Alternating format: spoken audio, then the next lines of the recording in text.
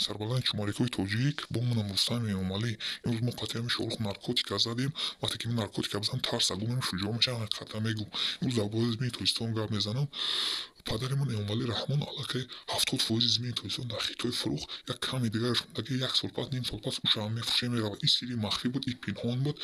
Ина ман имрӯз аш мо ошкор кардам.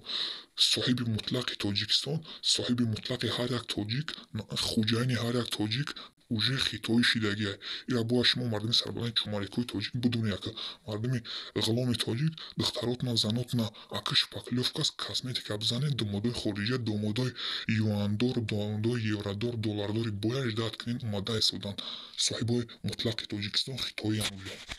Сари ҳар як зану духтарда 3000 хитоӣ мерасад. Тоҷикои ғулом меян давлату аз заноту мегиранд, хитоян уйгуру киштан нобуд меян, ай давлат дафн меянд. Тиёрагитро бинед 4-5 моҳ пас.